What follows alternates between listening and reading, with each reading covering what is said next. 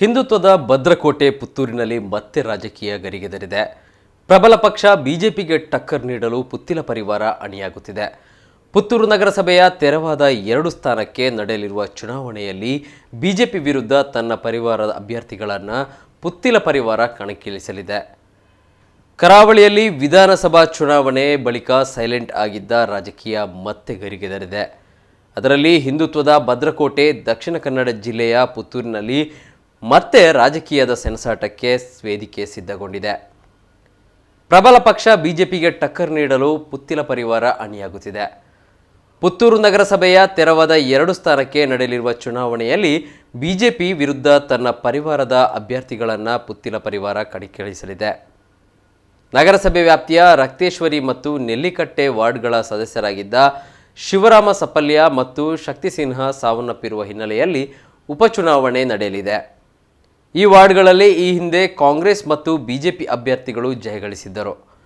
ಇದೀಗ ಈ 2 ವಾರ್ಡ್ಗಳನ್ನು ತನ್ನ ತೆಕ್ಕೆಗೆ ಹಾಕಲು ಪುತ್ತಿಲ ಪರಿವಾರ ಯೋಜನೆ ರೂಪಿಸಿದೆ. ಪುತ್ತಿಲ ಪರಿವಾರದಿಂದ ಅನ್ನಪೂರ್ಣರಾವ್ ಮತ್ತು ಚಿಂತನ್ ಅವರು ನಾಮಪತ್ರ ಸಲ್ಲಿಸಿದ್ದು ಗೆಲ್ಲುವ ವಿಶ್ವಾಸದಲ್ಲಿ ನಾಯಕರಿದ್ದಾರೆ. ಶಿವರಾಮ ಸಪಲ್ಯ ಮತ್ತು ಶಕ್ತಿ ಸಿನ್ಹಾರವರ ನಿಧನದಿಂದ ತೆರವಾಗಿರತಕ್ಕಂತಹ ನೆಲ್ಲಿಕಟ್ಟೆ ಮತ್ತು ರಕ್ತೇಶ್ವರಿ ವಾರ್ಡಿನ ಉಪಚುನಾವಣೆಗೆ ನಾವು ಪಕ್ಷೇತರ ಅಭ್ಯರ್ಥಿಗಳಾಗಿ ಅನ್ನಪೂರ್ಣ SK ರಾವ್ ಮತ್ತು ಚಿಂತನ್ ಅವರನ್ನು ರಕ್ತೇಶ್ವರಿ ವಾರ್ಡ್ ಮತ್ತು ನೆಲ್ಲಿಕಟ್ಟೆ ವಾರ್ಡಿನಿಂದ ಅಭ್ಯರ್ಥಿಗಳನ್ನಾಗಿ ಇವತ್ತು ನಾಮಪತ್ರ ಸಲ್ಲಿಸಿದ್ದೇವೆ. ಆ ವಾರ್ಡಿನ ಸರ್ವತೋಮುಖ ಅಭಿವೃದ್ಧಿ ಮತ್ತು ಆ ವಾರ್ಡಿನಲ್ಲಿರತಕ್ಕಂಥ ಕಟ್ಟಕಡೆಯ ವ್ಯಕ್ತಿಗೂ ಕೂಡ ನ್ಯಾಯವನ್ನು ಒದಗಿಸಿಕೊಡಬೇಕು ಮತ್ತು ಸರ್ಕಾರದಿಂದ ದೊರೆಯತಕ್ಕಂಥ ಎಲ್ಲ ಸೌಲಭ್ಯಗಳನ್ನು ಅತ್ಯಂತ ಪ್ರಾಮಾಣಿಕವಾಗಿ ಅವರಿಗೆ ಕೆಲಸವನ್ನು ಮಾಡಿಕೊಡಬೇಕು ಮತ್ತು ಜನರ ಜೊತೆಗೆ ನಿರಂತರವಾಗಿ ಇರತಕ್ಕಂತಹ ಅಭ್ಯರ್ಥಿಗಳು ಆಗಬೇಕು ಅನ್ನತಕ್ಕಂಥ ಯೋಚನೆ ಅಡಿಯಲ್ಲಿ ಒಬ್ಬರು ಮಾತೆ ಮತ್ತು ಒಬ್ಬ ಸಹೋದರನಿಗೆ ನಾವು ಚುನಾವಣೆಯಲ್ಲಿ ಸ್ಪರ್ಧಿಸಲು ಅವಕಾಶವನ್ನು ಮಾಡಿದ್ದೇವೆ. 2 ಅಭ್ಯರ್ಥಿಗಳು ಕೂಡ ಬಹುಮತದಿಂದ ಗೆದ್ದು ಆ ಕ್ಷೇತ್ರದ ಆ ವಾರ್ಡಿನ ಕೆಲಸ ಕಾರ್ಯವನ್ನು ಮಾಡಲಿಕ್ಕೆ ಮಹತೋಬಾರ ಮಾಲಿಂಗೇಶ್ವರನ ಅನುಗ್ರಹ ಸಿಗ್ತದೆ ಅನ್ನತಕ್ಕಂಥ ವಿಶ್ವಾಸ ನಮ್ಮ ಜೊತೆಗಿದೆ. ಮತ್ತೊಂದೆಡೆ ಹಿಂದುತ್ವದ ಆಧಾರದಲ್ಲೇ ನಡೆಯುವ ಪುತ್ತಿಲ ಪರಿವಾರದ ಸ್ಪರ್ಧೆ ಬಿಜೆಪಿಗೆ ತಲೆನೋವಾಗಿ ಪರಿಣಮಿಸಿದೆ. ಕಾರಣ ಬಿಜೆಪಿಯಲ್ಲಿ ಗುರುತಿಸಿಕೊಂಡವರೇ ಪುತ್ತಿಲ ಪರಿವಾರ ಸಂಘಟನೆಯಲ್ಲಿರುವುದು ಬಿಜೆಪಿಗೆ ಸಹಜವಾಗಿ ತಲೆನೋವು ತಂದಿದೆ. ಆದರೂ ಪುತ್ತಿಲ ಪರಿವಾರಕ್ಕೆ ಸಡ್ಡು ಕೊಡಲು ಬಿಜೆಪಿಯು ತನ್ನ ಅಧಿಕೃತ ಅಭ್ಯರ್ಥಿಗಳ ಪಟ್ಟಿ ಬಿಡುಗಡೆಗೊಳಿಸಿದೆ. ನೆಲ್ಲಿಕಟ್ಟೆ ವಾರ್ಡ್ನಿಂದ ರಮೇಶ್ ರೈ ಮತ್ತು ರಕ್ತೇಶ್ವರಿ ವಾರ್ಡ್ನಿಂದ ಸುನೀತಾ ಬಿಜೆಪಿಯ ಅಧಿಕೃತ ಅಭ್ಯರ್ಥಿಗಳಾಗಿ ಕಣಕ್ಕಿಳಿಯಲಿದ್ದು ಈ 2 ಸ್ಥಾನಗಳನ್ನು ಗೆಲ್ಲುವ ವಿಶ್ವಾಸದಲ್ಲಿ ಬಿಜೆಪಿ ವ್ಯಕ್ತಪಡಿಸಿದೆ. ವಾರ್ಡ್ ನಂಬರ್ 1 ಮತ್ತು ವಾರ್ಡ್ ನಂಬರ್ 11 ಕಳೆದ ಬಾರಿಯ ಅವಧಿಯಲ್ಲಿ 31 ಸದಸ್ಯರಲ್ಲಿ ಬಿಜೆಪಿ 25ರಲ್ಲಿ ಗೆದ್ದಿದೆ. ಅದರಲ್ಲಿ 1ನೇ ವಾರ್ಡ್ನಲ್ಲಿ ನಮ್ಮದೇ ಅಭ್ಯರ್ಥಿ ಸದಸ್ಯರಾಗಿದ್ದರು ಶಿವರಾಮ ಸಪಲ್ಯರವರು. 11ರಲ್ಲಿ ಶಕ್ತಿಯವರು ಕಾಂಗ್ರೆಸ್ಸಿನ ಪಾರ್ಟಿಯ ಸದಸ್ಯರಾಗಿದ್ದರು ಶಕ್ತಿ ಸಿನ್ಹಾ ಅವರು.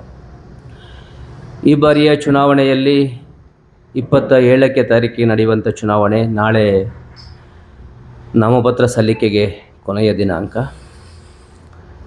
ಇವತ್ತು ಪಾರ್ಟಿಯಲ್ಲಿ ನಾವೆಲ್ಲ ಕೂತು ನಾನು ತೀರ್ಥಯಾತ್ರೆಯಲ್ಲಿದ್ದ ಪರಿಣಾಮದಿಂದ ಬರಲಿಕ್ಕಾಗಲಿಲ್ಲ. ನಿನ್ನೆ ರಾತ್ರಿ ಬಂದೆ. ಪ್ರಕ್ರಿಯೆಯಲ್ಲಿ ಸ್ವಲ್ಪ ತಡವಾಗಿದೆ.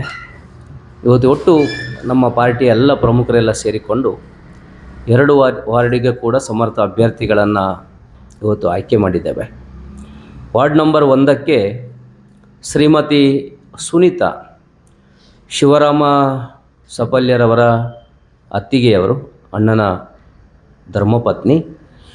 ಆ ಭಾಗದಲ್ಲಿ ಬೇರೆ ಬೇರೆ ಗ್ರಾಮಾಭಿವೃದ್ಧಿ ಯೋಜನೆಯ ಚಟುವಟಿಕೆಯಲ್ಲಿ ಧಾರ್ಮಿಕ, ಸಾಮಾಜಿಕ, ಸಾಂಸ್ಕೃತಿಕ ಚಟುವಟಿಕೆಯಲ್ಲಿ ತನ್ನನ್ನು ತಾನು ತೊಡಗಿಸಿಕೊಂಡು ಜನರ ಜೊತೆ ಬೆರೆತಿರುವಂಥ ಒಂದು ಒಳ್ಳೆಯ ಅಭ್ಯರ್ಥಿಯನ್ನು ವಾರ್ಡ್ ನಂಬರ್ 1ಕ್ಕೆ ನಾವು ಕೊಟ್ಟಿದ್ದೇವೆ, ಶ್ರೀಮತಿ ಸುನೀತಾ. ವಾರ್ಡ್ ನಂಬರ್ 11ಕ್ಕೆ ಕಳೆದ ಬಾರಿಯೇ ಸ್ಪರ್ಧೆ ಮಾಡಿ ಸೋತಿರುವಂಥ ನಮ್ಮ ಒಬ್ಬ ಸಕ್ರಿಯ ಕಾರ್ಯಕರ್ತ ರಮೇಶ್ ರೈ ಅವರು ಕಳೆದ ಪುತ್ತೂರು ಪುರಸಭೆ ಇದ್ದಾಗ ಅವರು ಸದಸ್ಯರಾಗಿದ್ದರು, ಪುರಸಭೆ ಸದಸ್ಯರಾಗಿ ಕೆಲಸ ಮಾಡಿದವರು.